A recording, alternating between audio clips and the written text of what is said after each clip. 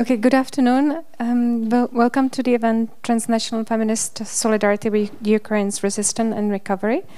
This event is organized by the Institute of Sociology of the Czech Academy of Sciences in cooperation with Gender Expert Chamber of the Czech Republic, the Faculty of Social Sciences of Charles University, City, and the Institute of International Relations, Prague.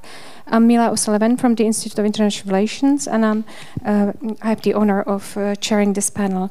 It is a pleasure to welcome here in Prague two feminist colleagues from Ukraine.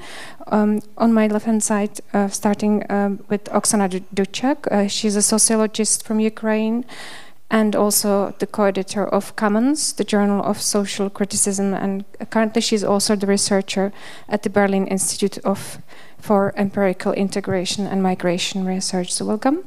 Let me also introduce Nina Potarska. You swapped. Sorry. Nina is the national coordinator.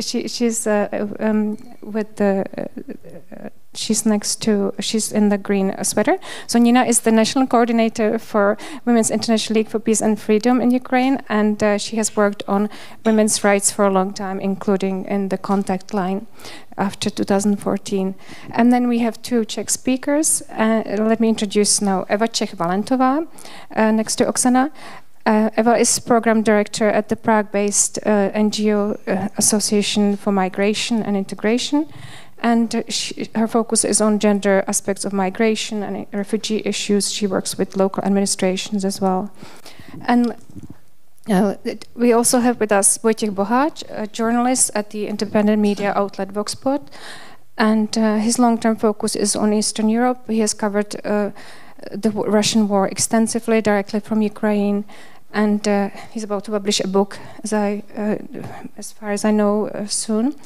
So welcome all, and let me start the debate. This event today is about feminist solidarity with Ukraine, which has been resisting Russia's genocidal war for almost 9 months. And the idea behind this event is to discuss not only the gendered aspects of the invasion and resistance to it, but also to bring feminist perspective on Ukraine's recovery. Because it seems this is now urgently needed as recovery discussions are taking place, but they rarely are gender responsive or socially inclusive or reflective of different needs with, for instance, regards to race, age, sexual identity, and so on. So we'll have 2 rounds of questions, starting with the topic of resistance and then recovery. So let me ask Oksana, you have co-authored the Feminist Manifesto, The Right to Resist, which was published in July and calls for transnational solidarity and support of Ukraine resistance. Could you tell us more about your demands of the manifesto and how these have been reflected in international responses? Yes, thank you, Mila. Okay, I was thinking how to structure this part of my contribution, and I think I will go from the level, like from the lower level to the highest. So I'll try to structure these demands on the level of Ukraine, so local level, maybe on the regional level, on the level of Ukraine and bordering countries and European countries explicitly also, and on the most general, like global or also theoretical and political level. So first of all, like a brief context, we were the idea to write this text was partially a response to some attempts by mostly Western feminists to react to the events happening in Ukraine, to react to the war and to Russian invasion, which we found deeply problematic. And we also felt that, well, according to the feminist principle, the voices of those on the ground and of local people should be those which are highlighted and which should be heard. So we decided to collect the ideas from Ukrainian feminists and to express them in this text, partially as a response to deeply problematic claims by many Western feminists. which were going on in spring. On the level of demands, like if we start from the level of Ukraine, there is a number of demands which we tried to put into the text, which on the one hand, on the first look, may be not directly related to the feminist agenda, but as we as authors of the text, we are on the left of feminism or materialist feminists. We consider this demand to be also deeply related to the situation of women and like in the war and during the war, in refugee or in the recovery. So first of all, it's among the demand is some issues which we will probably discuss more detailed later in relation to reconstruction of the country after the war. But first of all, it's like the issue of which is very prominent for Ukrainian leftists now, the issue of Ukrainian external debt, which we consider must be cancelled, and we try to frame it in a broader discussion about the unfair or unjust debt of poorer countries of the world, so the so-called third world countries. Another thing are related to our criticism and critical perspective on the action of Ukrainian government, which are related to economic and social development Ukraine or state of Ukraine during the war and after it. And one of the highlight is the issue of labor reform, which our government are intensively implementing now, and which is extremely problematic and heavily criticized from the left within Ukraine. Another thing is the reconstruction issue, which we again discuss more deeply later. But first of all, like generally the demand is to prioritize social and care infrastructure in reconstruction of the country. And another thing which is also very important for Ukrainian feminists from all feminist camps in Ukraine is the issue of ratification of Istanbul Convention, which was finally ratified in Ukraine in spring. And it's also a very pressing issue for us to see how to observe how it will be implemented and to try to fight back any attempts, mostly by religious and conservative institutions, to push back the ratification and to stop it. On the regional level, I think, and this is the thing which may be of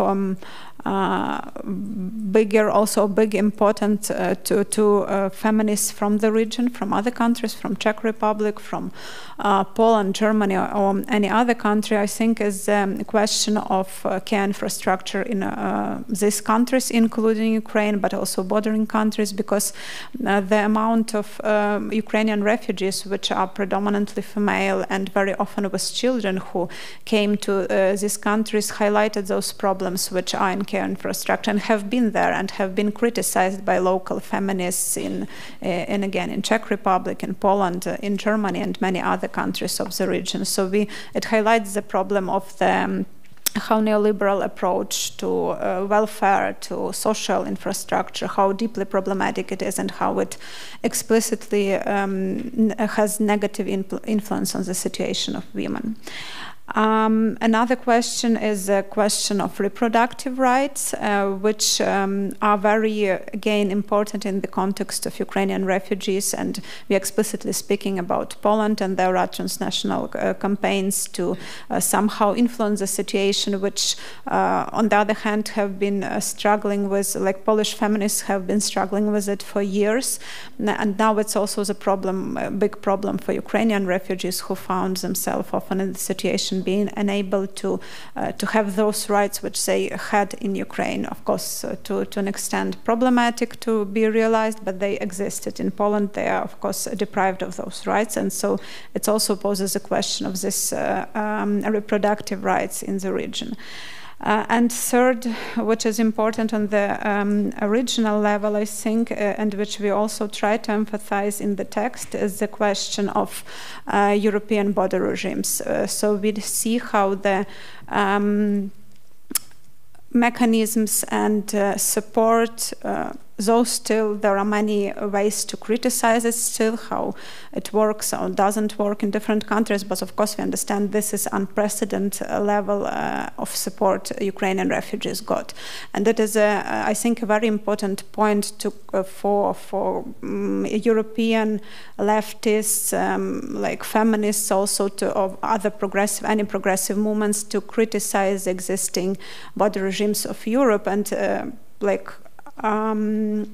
facing their governments with this example that you can do it in a way like you try to do it like in a proper way with Ukrainians. So it's kind of a model situation which you should use at least more often. And not only in the case of Ukrainian refugees, including the legal procedure, like to get the status, the legal status in the country, the social security and support, which is of course very uneven in all the European countries, because like in Germany the support is far bigger than, for example, in Poland and Czech Republic, and there are reasons for that. But again, this kind of highlights the situation which can be approached and analyzed and criticized from very different way. But I think the most important here is the political claim that to criticize the existing border regimes and approach to refugees from different countries, different status and different background.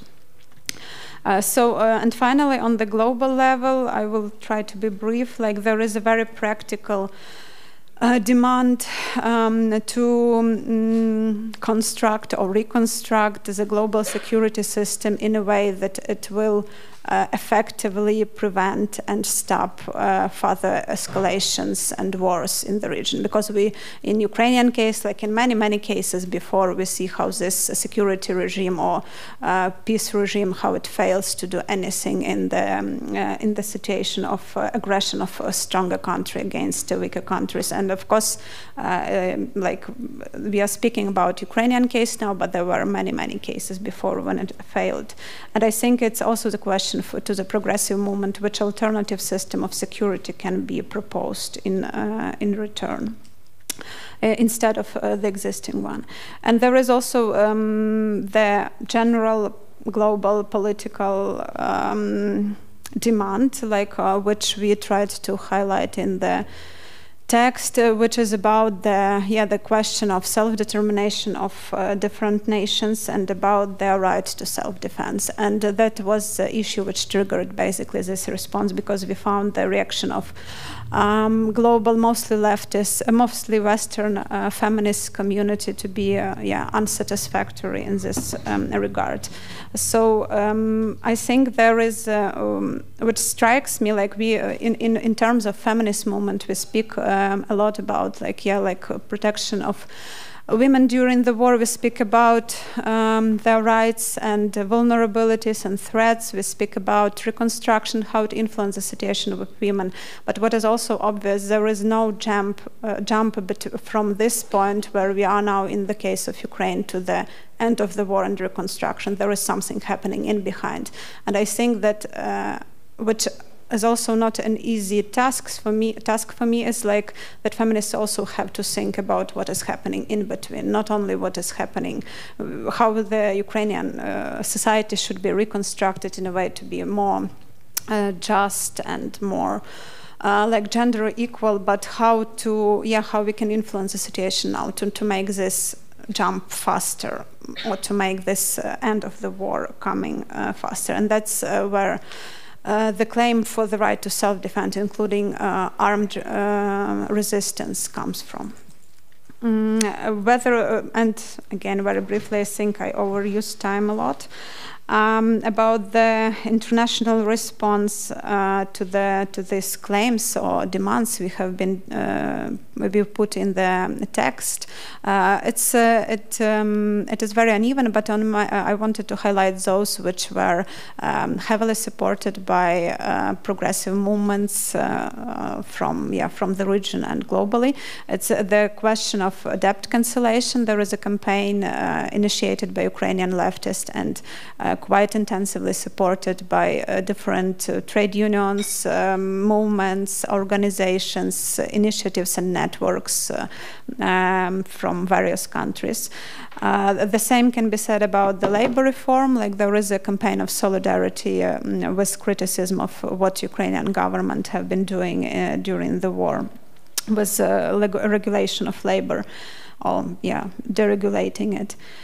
There is a campaign regarding the situation in Poland. Like, it was done together by partially by Ukrainian feminists, but not to a big extent, because Ukrainian feminists now, as all the Ukrainian movements, we are now preoccupied with most urgent humanitarian responses, so there is not enough resources to be engaged much into something else. But it was initiated by Polish feminists, and it was supported by different groups and networks from other countries, like in the question of reproductive rights in Poland, and I think it's also very important.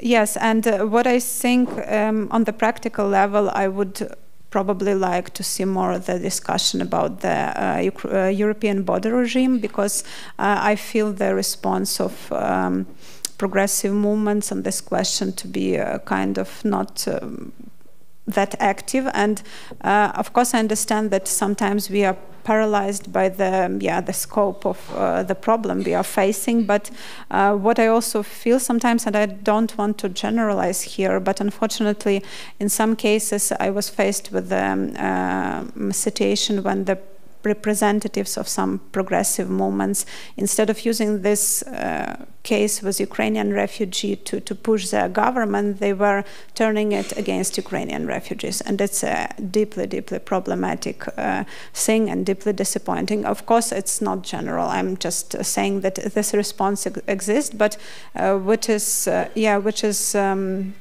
probably surprising that this case is not used in a progressive way to bring the issue, to highlight the issue, to throw it in again against the governments of EU, of European countries, to show that, okay, you've done pretty good, let's try to do it more, and let's try to do it further. And if you cannot do it, then why? Is it like institutionalized racism of countries or something else? So there is a huge scope of things which can be brought and criticized and discussed here. Thank you. I will stop here.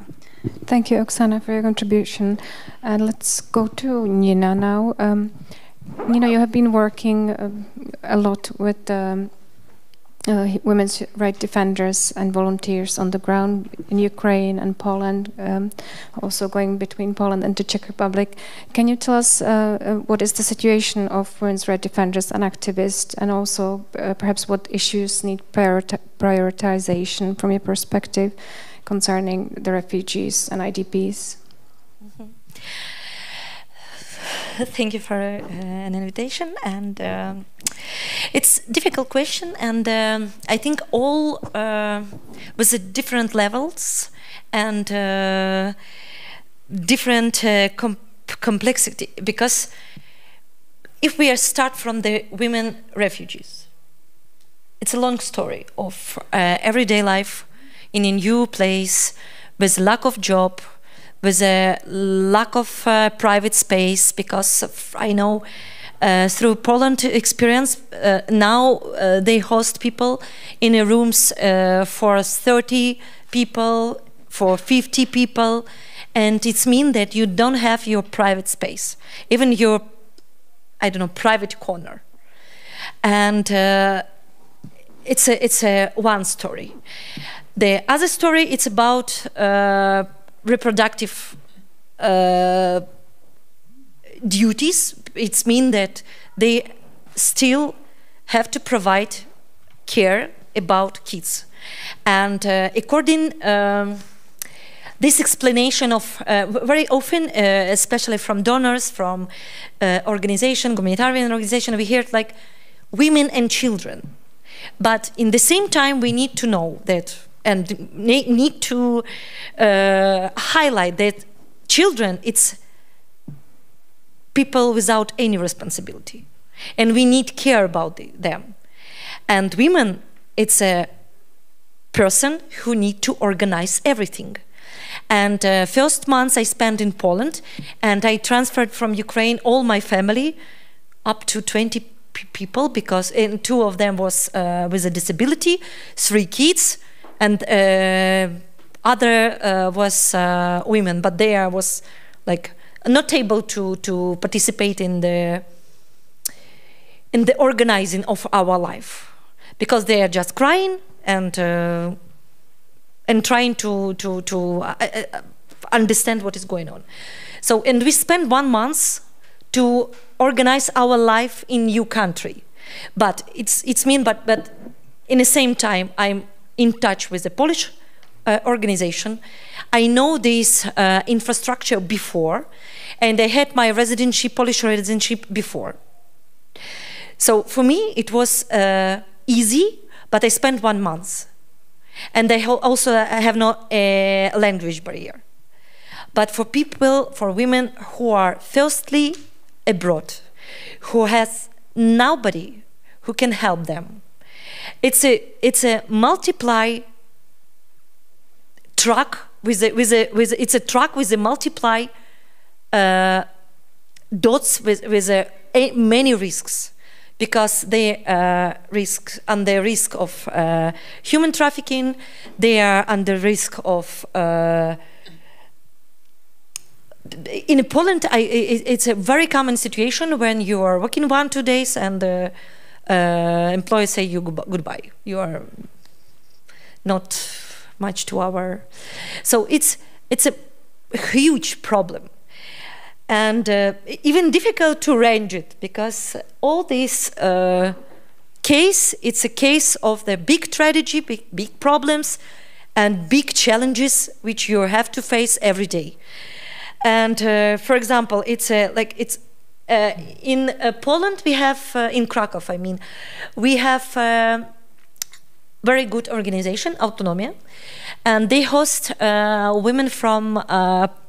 Belarus, Russia, Ukraine, and also Polish activists there. And for Belarus activists, it's easy because they understand that they never back to Belarus because of the Lukashenko.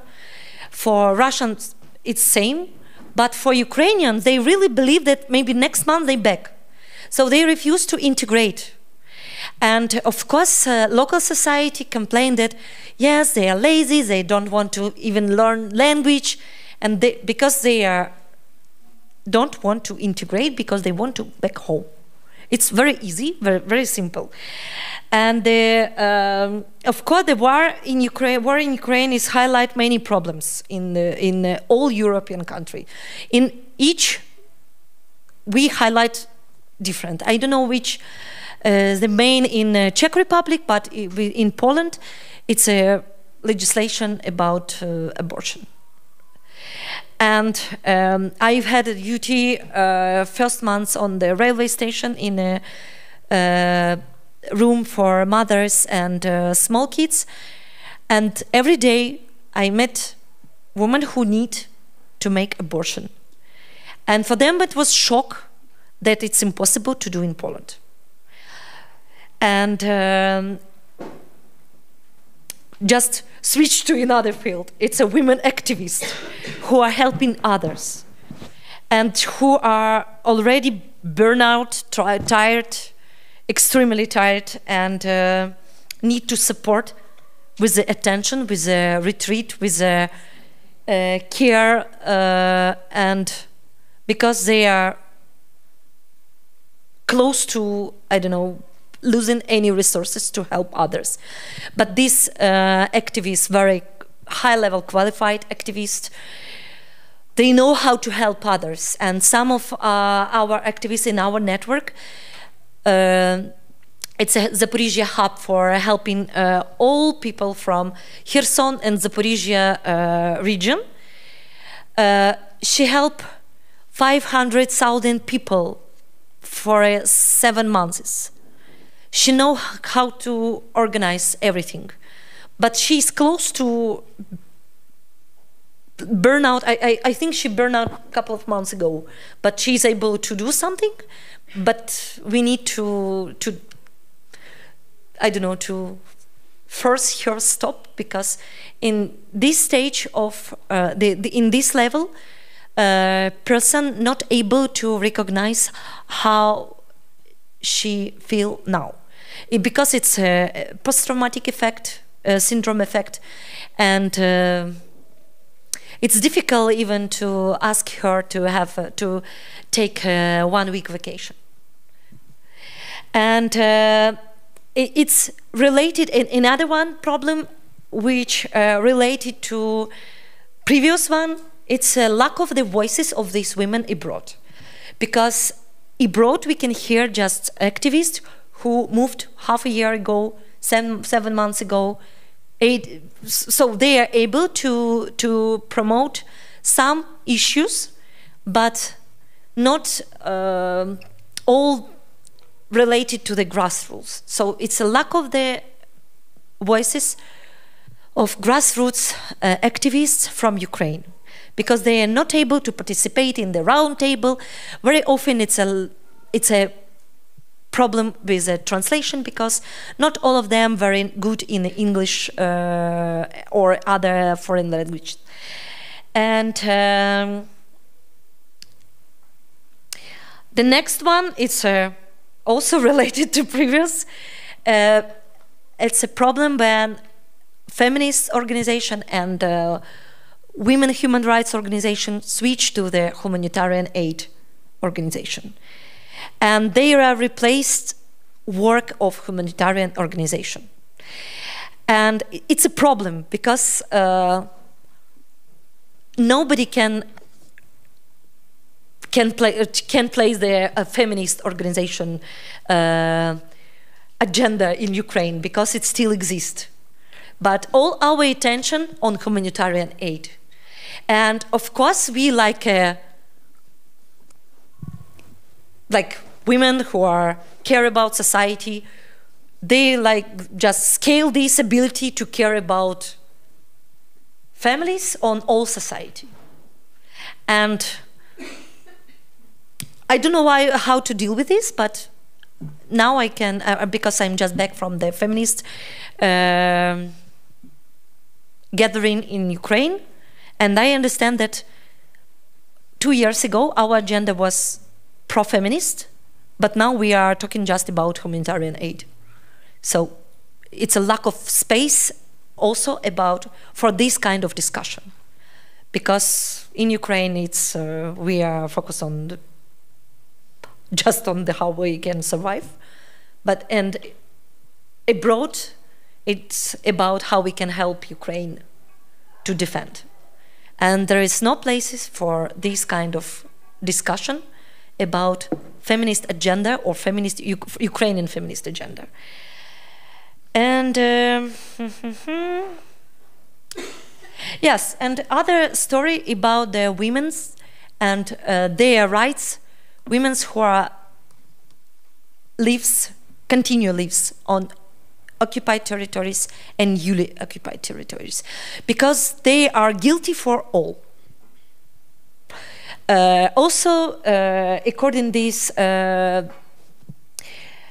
legislation about collaboration, it's very unpopular issue, but of course teachers, doctors who are collaborating with the occupied government, they are. But I have a quotation from interview with a woman from occupied territories, and it just I want to add this voice in this panel. And we survived the occupation. We went through this, all of this, and we know when you have no tomorrow, no information, we are completely abandoned, and you do not understand how long it lasts and how it will end. When people around you are dying and no one can help you. So of course people panic. They just want to survive, and they do not understand how to survive. And after that, she explained that if people not refuse to go on their jobs, it's also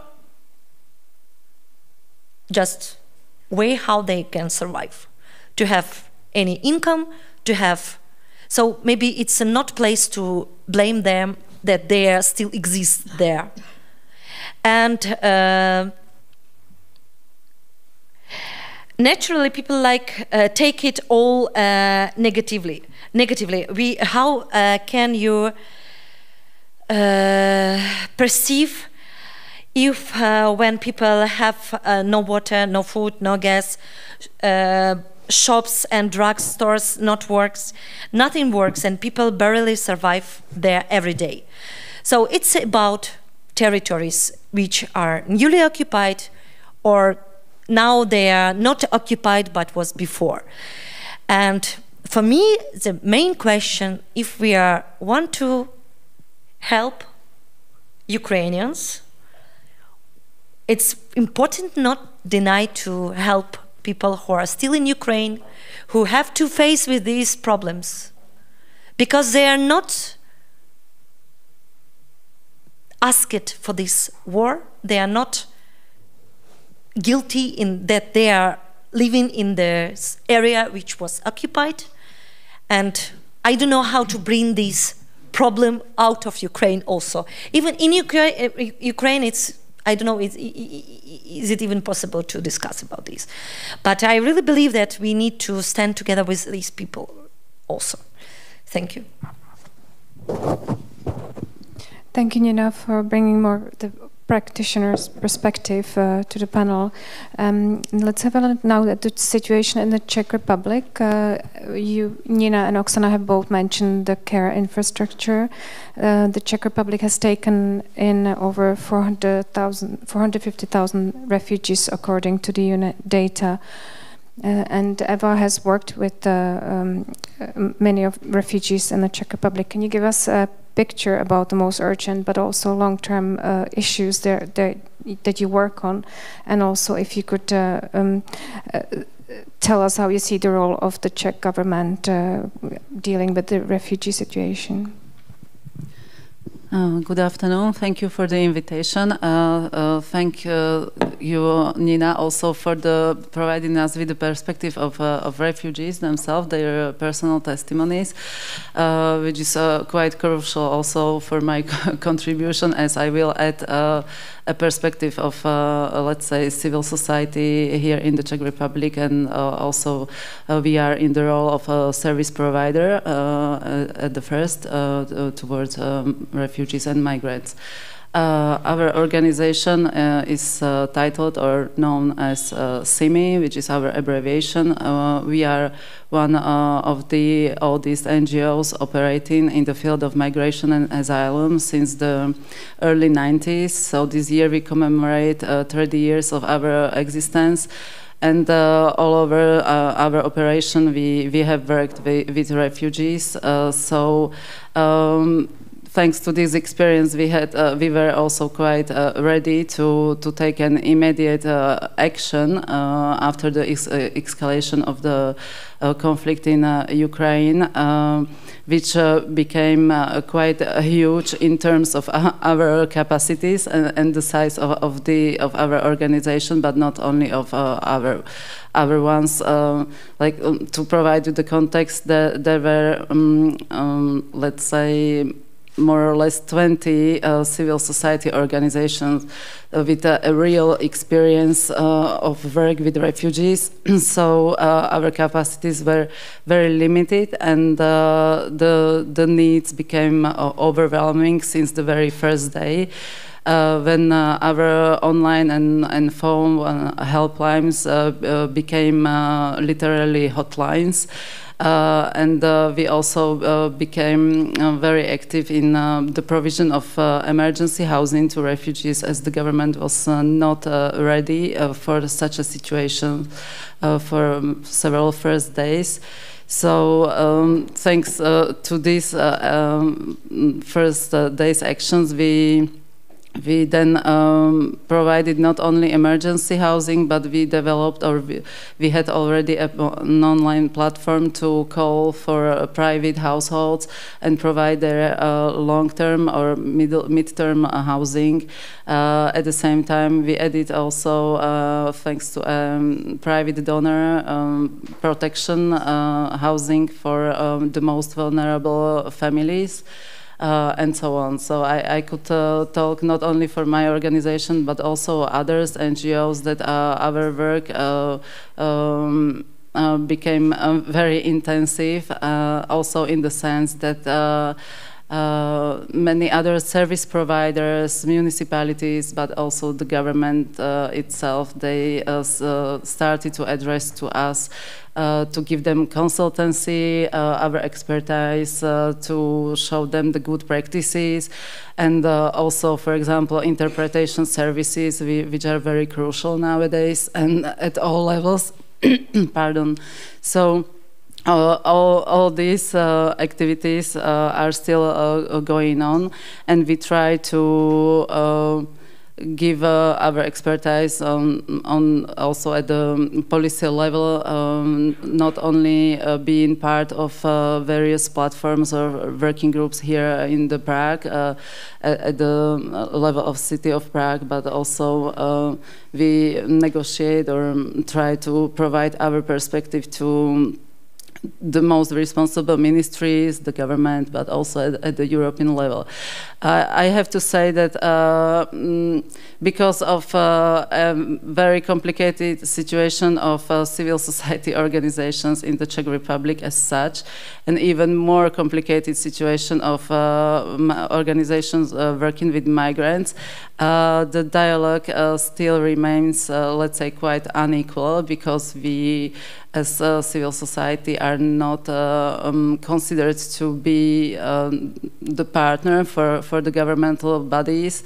They are taking our points at some point. For example, paradoxically, the gender equality department at the office of the government is the one that is the most responsive to our voice or to our perspectives, but at the same time their role is also remains at the more declaratory positions when we provided or created some resolutions of the consultative bodies of the government to concrete ministries or or other policy makers.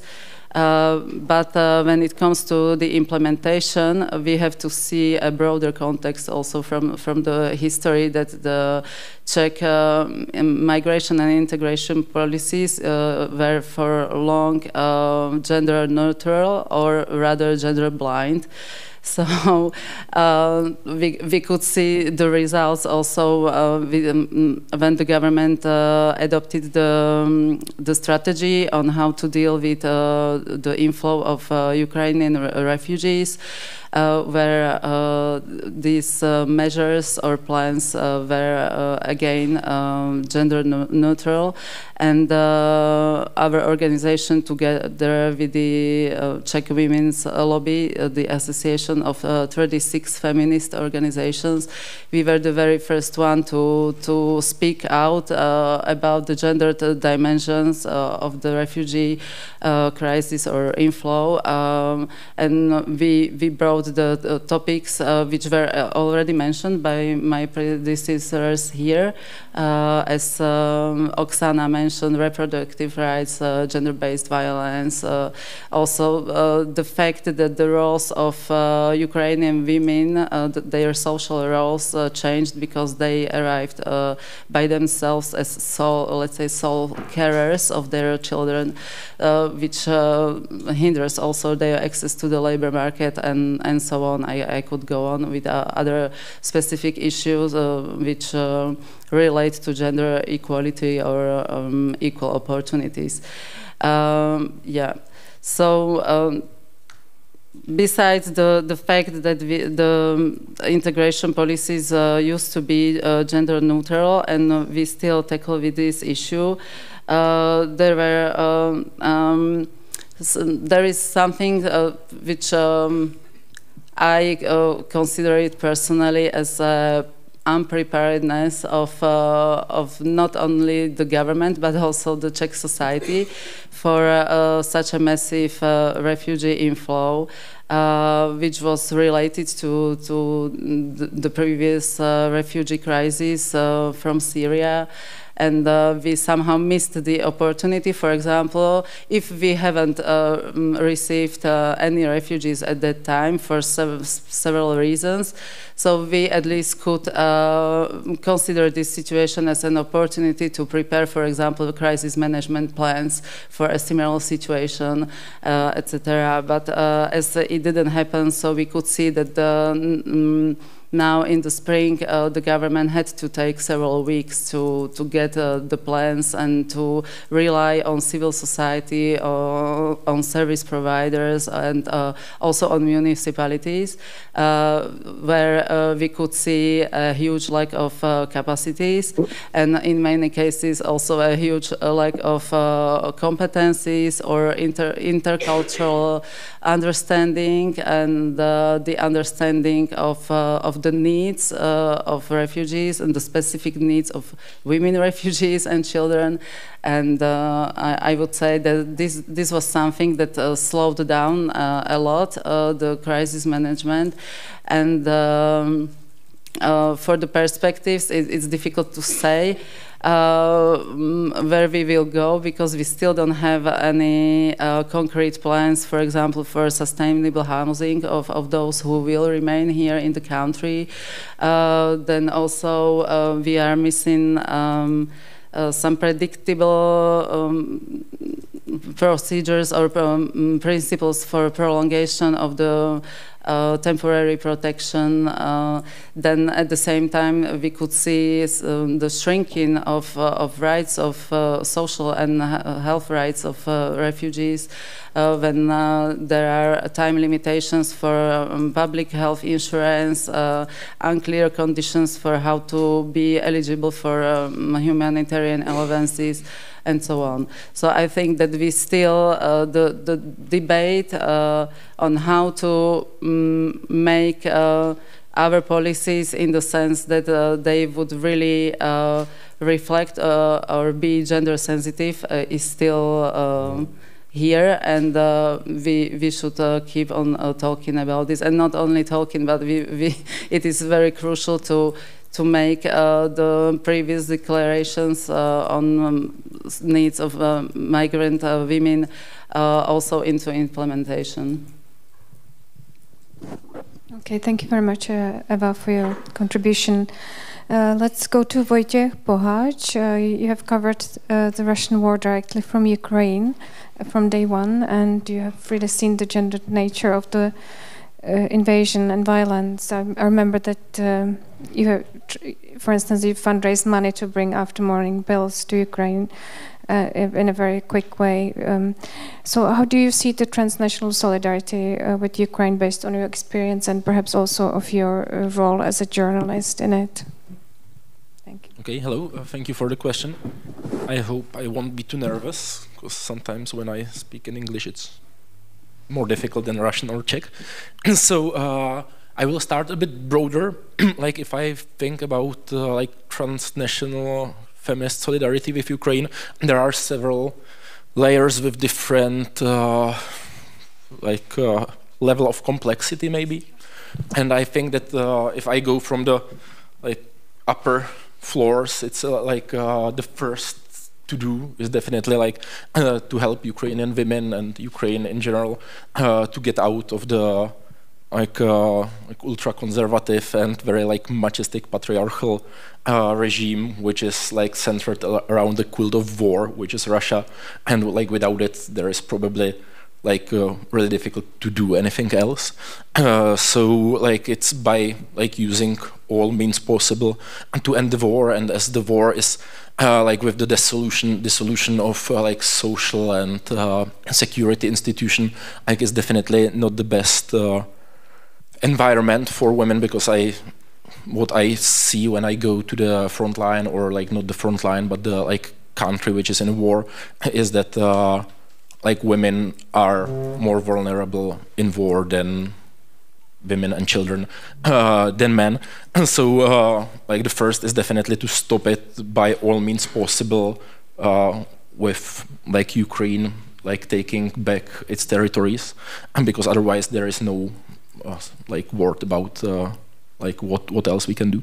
And then like other remark I have, it's like it struck me when I spoke yesterday with a friend of mine from Ukraine who is like working like 24/7 more or less, lobbying in NATO and European Union for like helping Ukraine.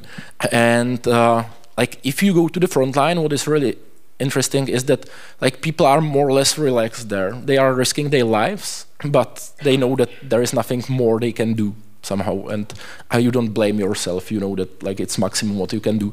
But the further you are from the front line, and that's mostly about women and those like who took care about families and children and sometimes went abroad, you can see quite often like people blaming themselves a lot because they are not those fighting. We were sitting drinking a beer and she told me like, okay, but it's weird because people are fighting, people are dying, and I'm here like sitting and like drinking, but there is nothing else I can do. And I think like that it's really like it's difficult to somehow to process it. I don't know like what to say in such situation, because I somehow understand that it's difficult like not to blame yourself when other people are dying, other people are closer to the conflict than you are. But I think that like that's something what is good to think about and to provide help. I don't know like exactly how or like what is it, but one thing as a journalist what I had in mind was that it's like necessary to like focus also on these stories and somehow to normalize it, that like not everybody is fighting on the front line, and that it's sometimes even more like the sacrifice is even like bigger maybe because like you are stressed 24/7. It's not like this when you are a soldier on retreat, for example. It's like really, like from my point of view, like for me personally, being a journalist on the front line is also like easier than speaking with like those who left the country and who are sometimes much more depressed, and it's much heavier situation for them. So it's about like from my point of view, it's about like telling those stories and somehow like bring up the heroism maybe also of those who are not the like frontline warriors, but like it's frontline warriors from other perspectives. So to show this perspective, what is connected with that is that we need more, and it's like for me also more like female journalists or like women and traveling to the front lines and like approaching the situation from like different perspective, because quite often, and that's what also like at least in the Czech Republic, like female journalists do quite often, is like kind of standing in the shoes of men and heroization of this, like who shoot and who won the fight and so on. And I think it's good also to like go there and like bring the stories of those who are not on the front line, who are taking care for others, who are like coming through like this like different kind of hardship. There I have like a quite interesting inspiration. It's like a friend of mine from France. They have a like really good like collective of journalists. They are called, I don't know how to pronounce it properly, like Le Journalope, I think, something like that. And it's like a collective of 7 like frontline female reporters.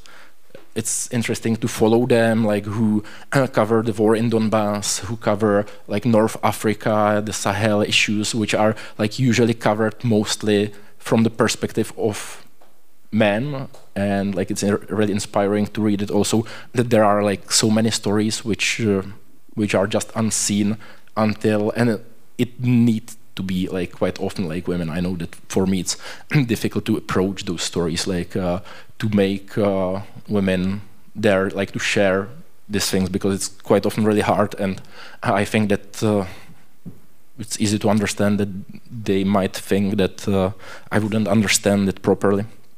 Yeah, so it's another like layer of like complexity, like about like what's necessary to do now, I think. And then I had another point, which was that after like when the war is over, I think if we lack those stories and stories about like the different kind of heroism than we are used to consume, it will be also quite easy during the like post-war life somehow to forget this heroism, and it will be like Ukraine will be probably full of stories of those who fought or not just Ukraine, it's normal like after wars, those who fought, and those will be heroes. And if women will also internalize this like self-blaming approach that we were far away from the front line, so those are the heroes, those who fought in the trenches, I think it will like reproduce into the post-war society as well, because like you are those who saved us and we are those who escape. So that's also the reason why I think that it's necessary to tell the stories, that it's not just about those who are dying on the front line, but also those in the back. Yeah, so it was like few remarks I had. Then there was the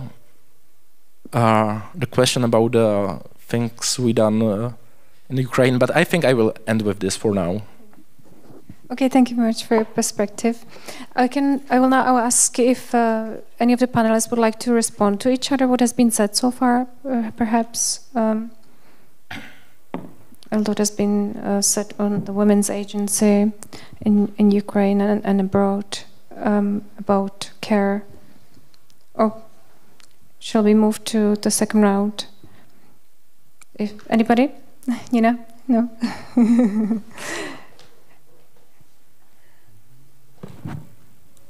So we are turned into the second round. No, I was just asking if you would like to respond to what has been said so far. No, okay. No.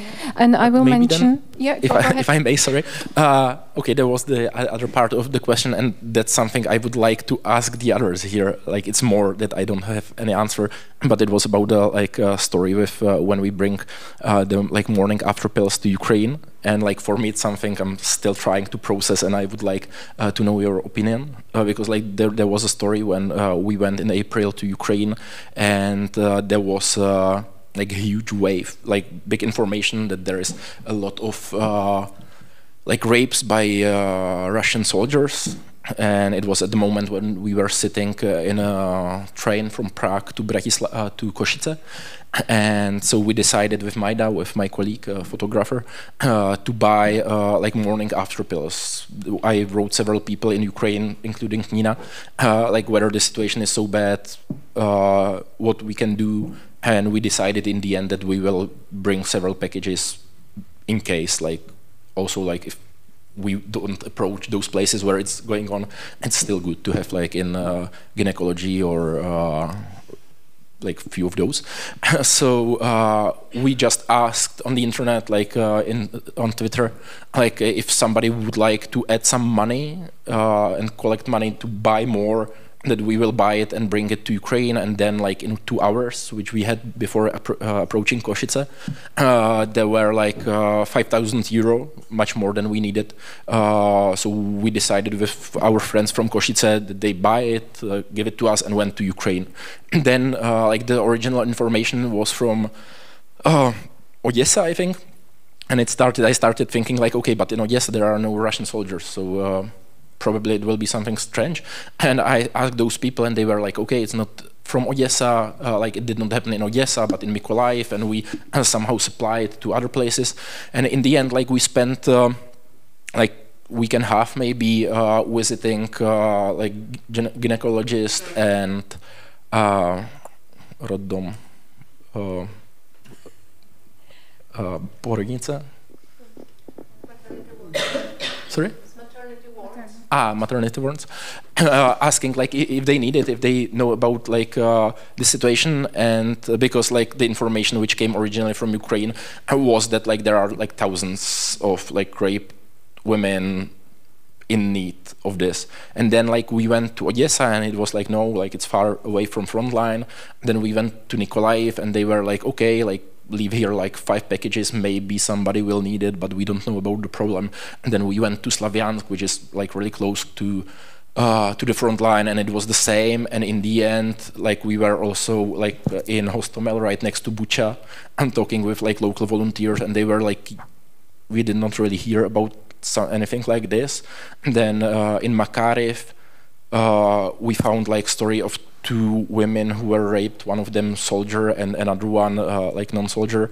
But it was like kind of, it's bad to say it this way probably, but like somehow far less than we expected, and we felt being like yeah, that we need to help, but like that the topic of women being raped is somehow used for like some purpose, like to end the war. And I understand that it's evoked the solidarity, because like it was like in 2 hours 5,000 euro to somebody who is not like really somebody big, and everybody wanted to help. Everybody started depicting Russian soldiers as rapists and everything, and the solidarity improved a lot. And it was like, maybe you remember it, that it became like all over social media as something like what means that we have to protect Ukraine. And like for me, it's I don't want to say like, or like take from them the momentum, like, okay, now we need to help the war, like Ukraine needs to protect itself. But probably they used like this like women topic, like it happened, of course, like there were such such cases, but they made it like 1,000-fold more. And for me, it was also like kind of taking women as a like kind of object to use to mobilize support. And I don't know like how to approach it, what to do with it, and if you have like any comment on it, I would be really glad like to hear probably, or if I'm wrong with understanding it, because maybe I just did not understand it right. Let me add. It's like related, but not at all. But it's, for me, it's a question of exploitation of these kind of issues. Because very often I ask it by journalists, other activists from other countries, just, can you give us a context of raped women? Or can you like give us contact of a person who survived somewhere? But I spent close to contact line last 8 years. And for me, war, it's a terrible, but not like we can imagine when we are not, when we do not have this experience. Because according to our research about security, and there was a question about shame during the war, and we asked civilians, and one block was about soldiers, and I remembered 2 stories. The civilian stories was about, it was in Avdiivka, and a couple of months they was without water supplement, and woman shared with me how she was ashamed because she have to gather in water from the, I don't know, drains, like from water, like rainwater. And to her, it was the biggest shame in her life, because she was shifted from the normality to this kind of need to find the water. And another story was about a guy from Ukrainian side, but he explained that it was like a lunchtime, and they was prepared for the, I don't know, to having food, and he steal meat from his colleague. I don't know how to call this from another soldier. And not immediately, but maybe in this couple of minutes after that, there was starting shelling. And everything was destroyed, and his food also was, all food was on the grass. And he felt that that was shame, because I stole it, and in the same time I wasn't able to use it. And it's like, but it's like, it's a everyday life during the war. You're faced with some challenges, sometimes with the moral challenges, and sometimes you feel this kind of shame afterwards. And for me, it's also always interesting to understand what is this border between normal life and life during the war, because it's a different experience and the different challenges we face too. Thank you so much. Let's go to the second round, because we are kind of running out of time slowly. So I'll have a question to both Nina and Oksana in relation to Ukraine's recovery, as this discussion and the planning have been underway. So how do you think about the aftermath of the war, and perhaps what transnational initiatives do you find crucial for Ukraine's recovery and gender responsive and just recovery? Thank you. Yes, thank you. I briefly talked about some points in the first round, but I think what is essential is the question of debt cancellation, because I mean, it's it was huge even before the war started, and now it's accumulating. And of course, we are speaking not about only the debt itself, but about the interest, which is and like Ukrainian government rhetoric is now that we will pay it anyway. But I mean, I think it's just some fantasy, because it's with a destroyed economy after the war, there will be no way to pay it actually. And I mean, my fear is that to the very, I mean, I can hardly imagine the situation when Ukrainian government will at least try to initiate this debt cancellation. That's also the question for Ukrainian civil society to somehow to push this, to push the government at least in this direction, because civil society cannot demand to cancel Ukrainian debt from international financial institution. But it's very crucial, because otherwise we will be stuck again in the in a classical neoliberal austerity policy, which we had enough of after 2014, which is all about like cutting social support, departing from the universal social support into some kind of address support and so on.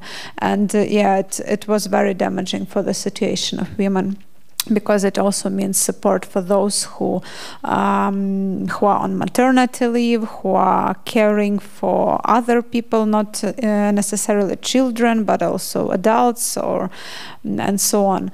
And it's also about lack of first resources for developing and reconstruction of social infrastructure, like school, kindergartens, hospitals, which are heavily destroyed now in many places. So it's about lacking resources for that, because you need resources to pay back the debt and to pay back the interest related to debt. But it's also about the usual conditionality of the international financial institution, that you should not spend, you should like deregulate, privatize, and so on and so forth. There is nothing good for the situation of women in these policies, of course. So another important point is like the priority of developing social or rebuilding or reconstructing social infrastructure after the war, and like especially, I mean, care infrastructure. And it's necessary first, not only like for the general situation of women in Ukraine, it's essential for in the terms of question about Ukrainian women women coming back to Ukraine from Europe, mostly European countries, when the war will be over, because the longer it lasts, the more they are integrated into local societies, including care infrastructure. So their kids go to a German or Czech or Polish school or kindergarten, and they kind of, the longer time passes, the more they are adapted. So the question where they will go back. So it's about housing, it's about the at least pre-war level of care and education they can get back in Ukraine, but of course better, higher level, because there were a lot of problems with these systems back in Ukraine before the war. So that's about those women coming back to Ukraine. That's about also the feminization of poverty, because we are speaking about predominantly female sectors of economy, like traditionally female, because they are care sectors, so mostly women working there. They are poorly paid because they are public sectors, and like wages are horrible there, like one of the lowest like in the country. So these are like the priority of this and another aspect of it is also that because of the war, shelling and landmines and all that, we would have far more people who would need care, like including like regular care, like who would not be able to especially in the society with destroyed infrastructure, which was not really very accessible for people with disabilities before the war, and so it all accumulates that we will have even more people who would need somebody to care for them, and if those won't be public institutions, also will be women. And I'm afraid that that's the scenario we are prepared for, but of course we should demand for like proper infrastructure for those people. Yeah, I think I will stop here. Yeah, and another which is very painful also for me as a mother of two kids, it's like the question of integrating them back into Ukrainian educational system in terms of programs and curriculum, because now most of the Ukrainian refugees with kids whom I know, they are struggling with education basically, and they also imposed this guilt on them that why are you torturing your children, drop Ukrainian education and stay with like Polish, German, Czech Republic and so on. But it's of course far more complicated, and most of them, as Nina emphasized, they are planning to go back, and they don't want their children to like drop out of the Ukrainian educational system, and they know of course the Ukrainian ministry won't prepare anything for their kids to help them to be integrated back, and that's also another probably issue which is also very personal for me. Yeah, thank you so much. Thank you, and I'll give the word to Nina. Nina, thank you.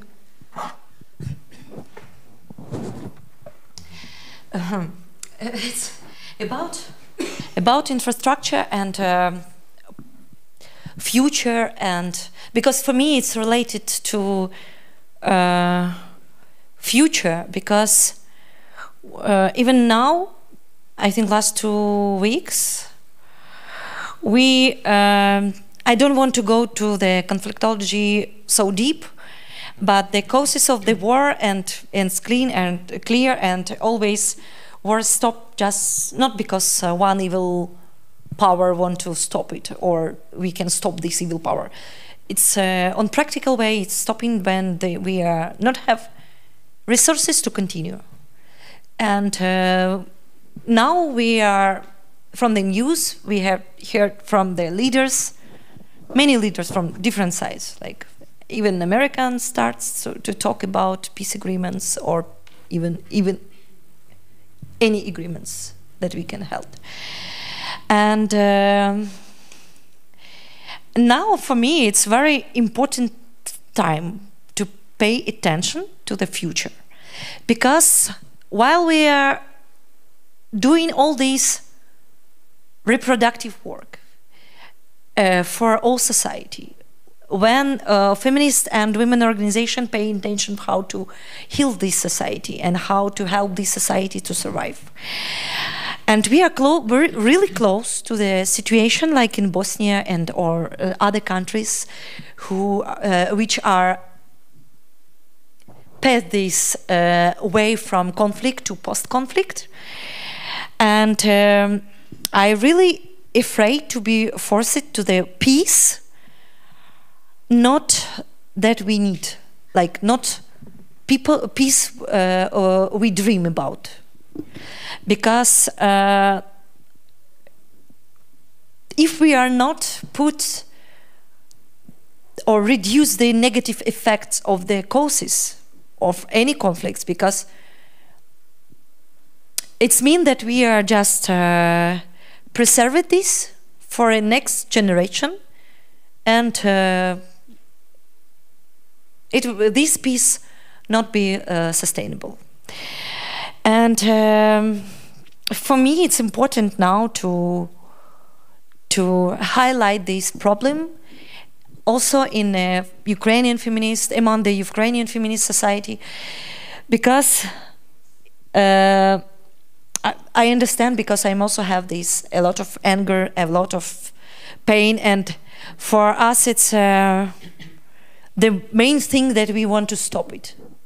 All this aggression, all these killings, and everything which we have now, and we want to back to our previous life, but it's impossible, because we need to think about future, and we never can go back.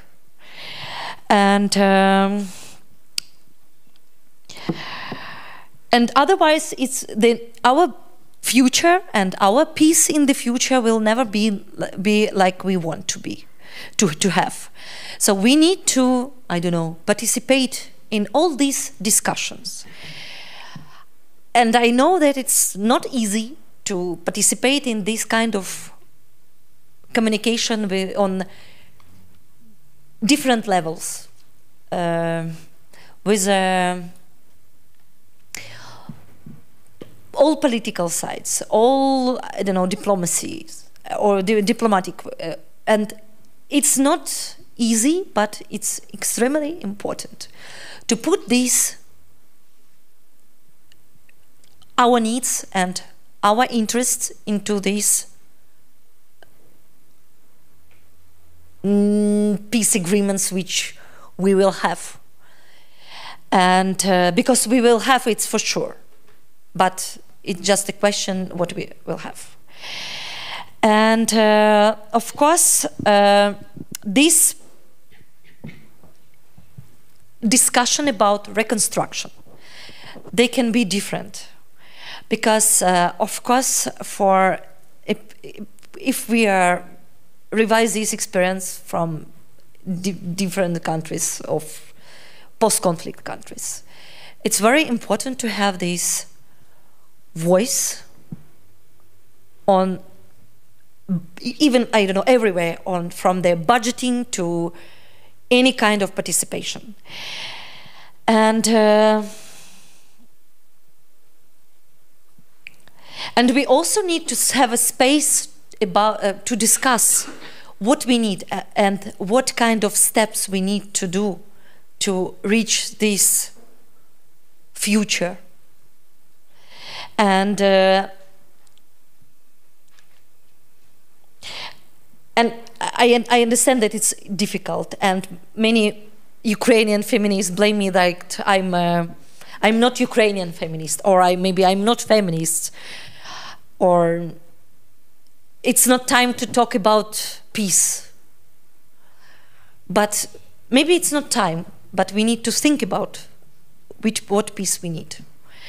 And on my personal level, as a woman from Ukraine, I realize that I'm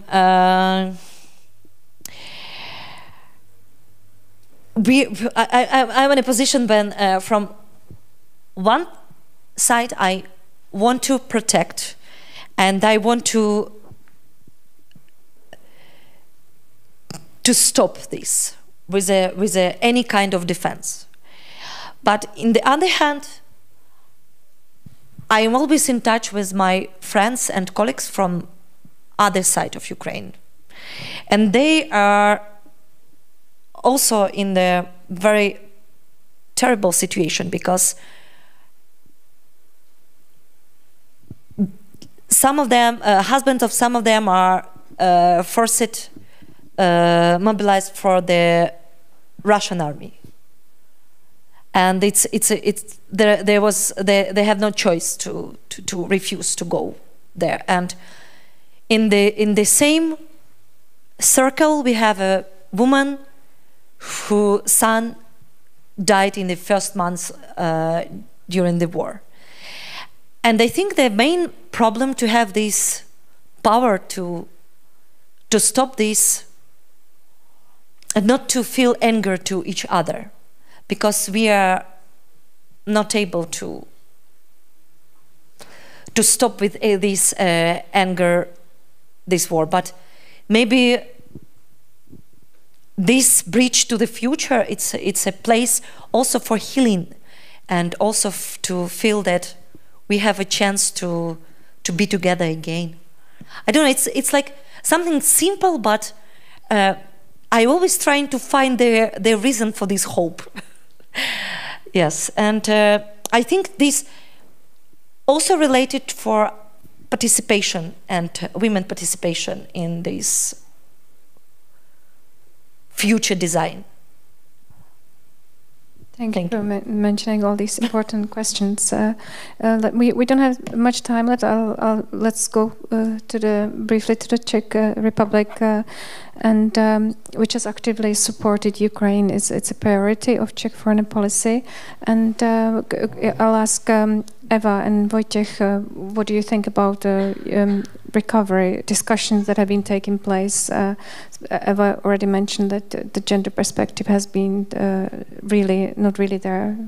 So if you could elaborate more about the future.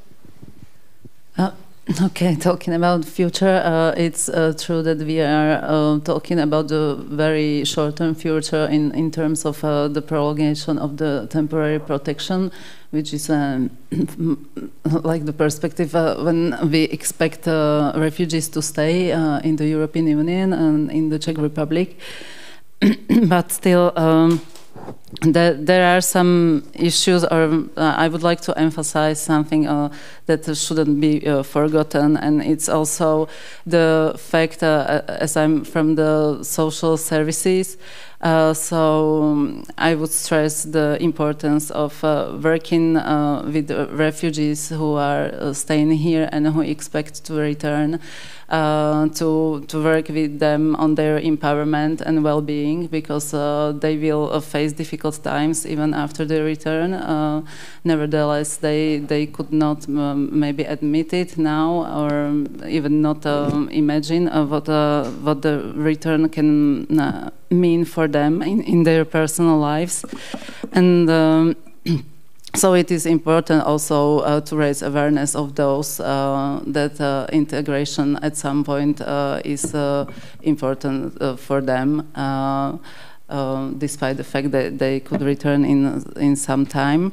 And I would emphasize also the ideas from Oksana about the social and rebuilding the social infrastructure in the country, because the political answer might be the recovery will mean providing finances, experts and equipment for reconstruction of the country, but it's not sufficient. So we don't have to forget about this social infrastructure also in the framework, for example, of the repatriation schemes, the support of local civil society to provide them means for at least online exchanges with civil society or activists in the European Union.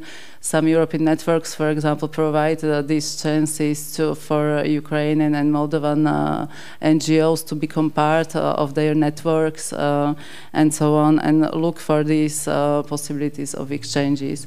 And then there is also a policy level. So from the gender perspective, the Czech Republic has a lot to do in the agenda of women, peace and security, where we completely omitted the agenda of refugees 2 years ago, so we have to definitely to review again this point of WPS agenda and to bring it back to the table, because it will be a necessary part for any further discussions and policy making on recovery of Ukraine. Thank you so much. And Wojciech, last, if you could elaborate on the Czech leadership on the recovery, perhaps also from your perspective as a journalist. Thank you. I don't know if I can say much about the Czech response. What I see here and what I'm a bit afraid of is the shock, classical shock therapy, when already now when the war hasn't been won. When I speak sometimes with people from Ministry of Defense and Minister of Industry, that there are already these ideas about parcelation of Ukraine into places like that the Czech Republic will receive the Dnipropetrovsk Oblast, where we can send our businesses and earn money. And it's in the state structures, it's quite strong nowadays. And it's kind of reward for what we done for Ukraine. And it's quite interesting topic, because also in Ukraine, they from the administration of President Zelensky, he thinks that he can do it, but after signing agreements with the EU and ceding some powers to the regional and local level, it's not that easy. And now in the Czech Republic, quite a lot of politicians and so on, I have expectations that we will have this reward. It's kind of colonization of Ukraine, because the presidential administration promised us that it can be like this, but it's not gonna be like this, I hope. And I hope that because according to Ukrainian law, it's not that easy that president can just say, okay, Dnipropetrovsk Oblast and the reconstruction is yours and you will have the right to develop it. So I would like to see how we help Ukraine to avoid this scenario of the shock therapy, where there is a poor country after the war in a big loans. It's not poor by itself, but after the war, it will need to spend a lot of money on reconstruction, and it's very easy to tell that okay, we can privatize services, we can atomize the society, and with this individualized society, we can do our again and again, as we did for last decades, the same experiment which did not work. I think it's good to bear in mind that Ukrainians won the Maidan and also defended so far Kiev and other areas of Ukraine by being united. Also because of the quite a strong structure of a strong network in the society of NGOs and such. And I think that it's a big task for us and for our civil society and also the state to support this, to support people organizing themselves. Also, I think women organizing themselves, because they will be after the war especially prone to many men will come home from the war with extreme, and I know many people who fight psychological troubles, which are in need in support, and if they don't receive it, then I don't even imagine what will happen on the level of families, for example, with children and so on. And so I think that we should focus on providing psychological support to men, organization, to all the society, especially women, and also making women who will come from different countries, many of those with contacts to politicians, media, organizations in Europe, somehow to use what they come back to Ukraine with, and not just to care about guys coming back from the front line, also to empower the state to provide services for people with psychological traumas from the war, and at the same time to be able to use all the knowledge and contacts after the war, which especially women will have, really to use it for good of Ukraine in the future. To the Czech government, I would definitely to see it focus on those questions. Thank you so much. Yes, as you mentioned, we have seen globally the same stories of post-conflict recovery, which have been exactly these shock therapies which have failed women. So we have some time for questions from the audience. If anybody would have a question to our panelists, please raise your hand. I'll pass you my microphone.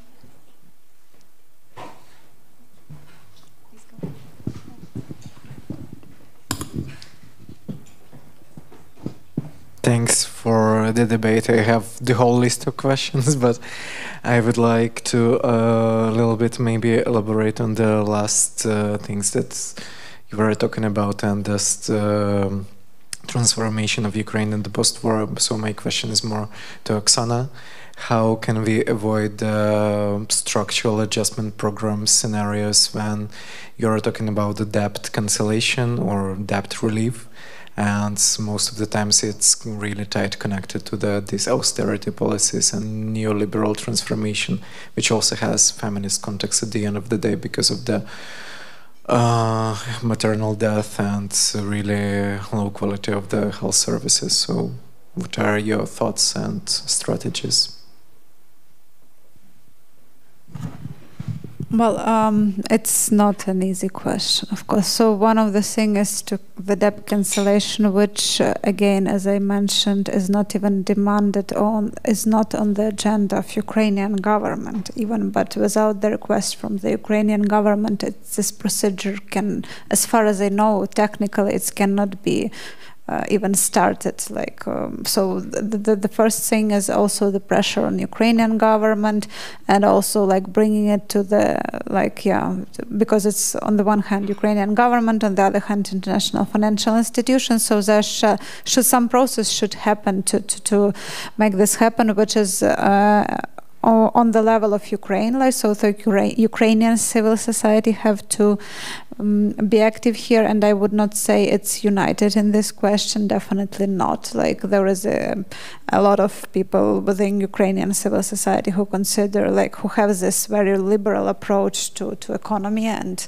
say oh, but we must pay debts, otherwise it will be catastrophe, and we would never get any loan anymore, and so on and so forth. And they have nothing against austerity policies, first of all. So Ukrainian civil society is also very like in any country, there are a lot of people with a liberal economic approach, for example. So it's not an easy task. So one thing is to cancel debt to avoid this debt conditionality, but there is also all the question of you can cancel debt and do nothing and continue with austerity and neoliberal policy and so on. So there are many stages of this thing. I would not say I'm optimistic in this regard, unfortunately, but of course that's what should be and must be done on the side of Ukrainian progressive activists, and we have also there is international campaigning on that from the international progressive movement. So but it's very hard, of course, to do it in this situation and to make it to an extent almost unique, because as many of us have mentioned, the previous experiences of the last 3 decades, they have been of a very different, this neoliberal, anti-crisis, austerity, stabilization, macroeconomy, whatever. So Thank you. Oksana, anybody would like to add something to it? Further questions from the audience? Hi, I'm not only the microphone holder, but I also have a question of my own. I would like to focus on the recovery phase, but maybe from more of a bottom perspective. So as was already mentioned during the panel discussion, Czech Republic is hosting, even though I'm not sure if this is the right word, many refugees from Ukraine, most of them being women with children. So my question would be, how practically could we support on the level of, let's say, civil society solidarity or bottom-up solidarity, these sort of post conflict recovery phase, how we could practically support, for example, women with children who are currently in the Czech Republic and who might be, when the time comes, sort of feel ready to come back to their country of origin. Because obviously it's changing a little bit, but there's been an unprecedented wave of support that somehow sort of filled the gap on the side of the state, which was not ready to sort of support, such a huge numbers of refugees, which have positive connotations, but then obviously negative connotations as well, since it wasn't organized. Many of these women are in danger or subject to exploitation. For example, in exchange to accommodation, we've only recently just heard news where a refugee sort of woman was, offered accommodation in exchange for sort of some like sexual favors in like the top sort of ranks of the politics. But anyway, my question would be like, how practically can we support those women that might be ready to come back on like the bottom really level?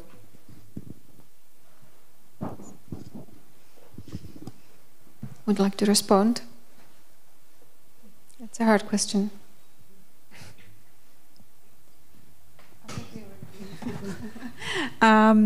Honestly, I have not been thinking about it yet, because it's like the stage we are on now is, I mean, one of the most astonishing thing is also that they are already going back. Many of them, I mean, in the class of my kid, there was a woman with kids who went back to Slaviansk, which is like on the front line. I mean, so the question would maybe also, why do people who kind of should better not go back yet, why they're going back?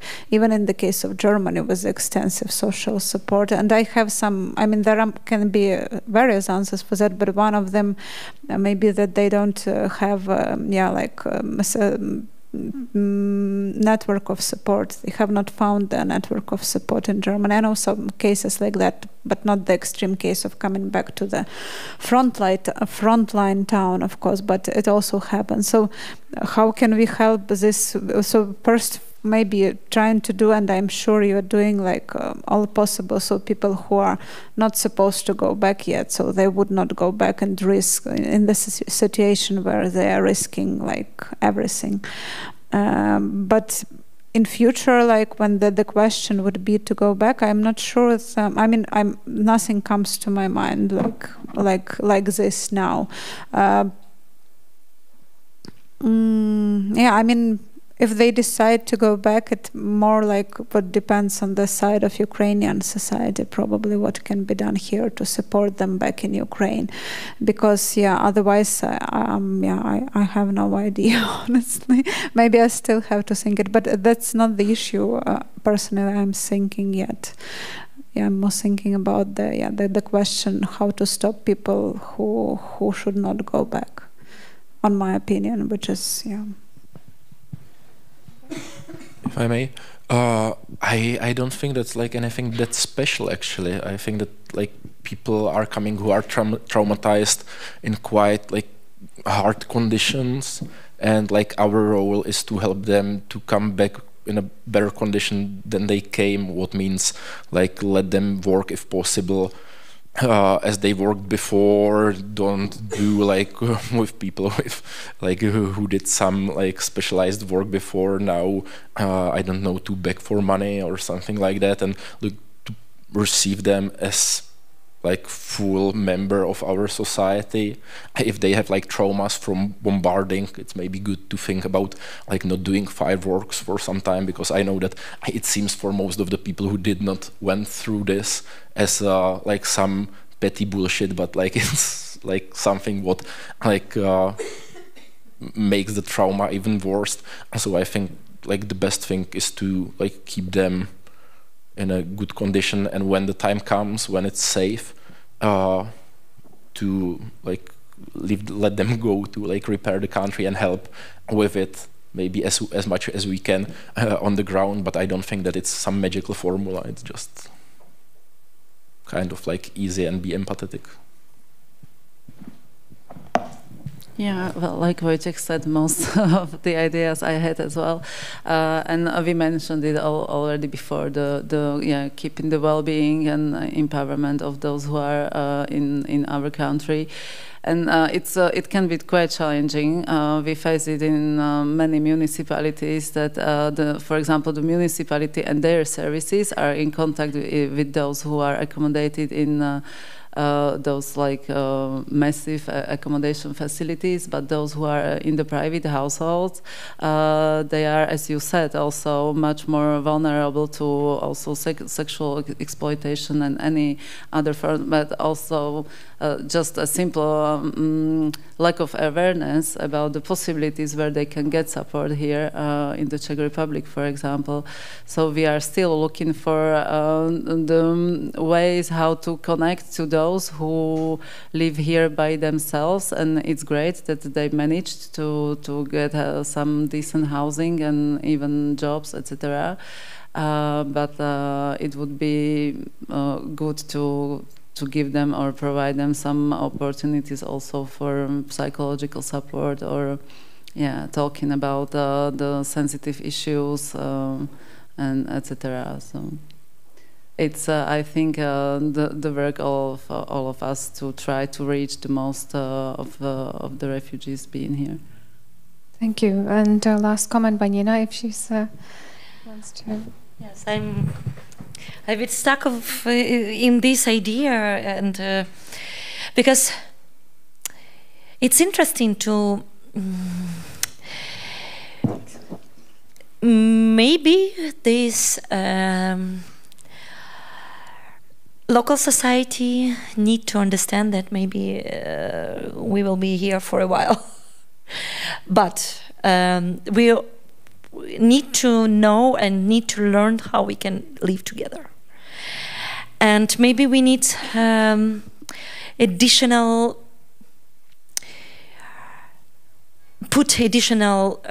attention to this kind of dialogues between communities of Ukrainians and local communities. And as I know, and from our practice, it's not always people want to go or have to go or even decided to go back to Ukraine because they are from the safe cities. Sometimes it's just because of the lack of integration, lack of the income here. A lot of problems with kids and lack of the care infrastructure. It's not because of they want to go and have this risk, very high risk. I can make this parallel with our research. It was maybe 2016 when people from cities and villages close to contact line decided to back home before 1st of September,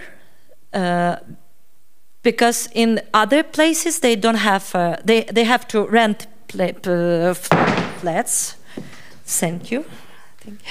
They have to rent houses. They need to put more straight to preparing kids for school, and also lack of place in the school. So for them, how they explain, of course, the risk to be of bombing, it's like 50-50. it's like from the like a joke. What is a chance to meet I don't know, dinosaur in the street? It's 50-50, meet or not meet. So it's like about this. But if I have,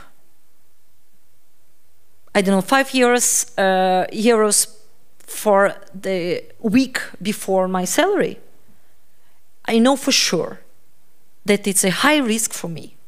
So sometimes it's related to these simple things. So people decided to go to the place where they have maybe house, maybe some land for gardening or growing some, I don't know, food, but in a foreign country without language, without anything, it's quite difficult to stay. Thank you so much. So our time is up. Unfortunately, we can have a more conversation with some refreshment at the back. Thank you very much to all our panelists, and especially Oksana and Nina for coming to Prague. And we have also, just to summarize, I think one of the key messages has been that there's a need to support care infrastructure and think more about not only recovery in terms of rebuilding infrastructure, but also the social and economic security. So thank you very much to everyone, and take care.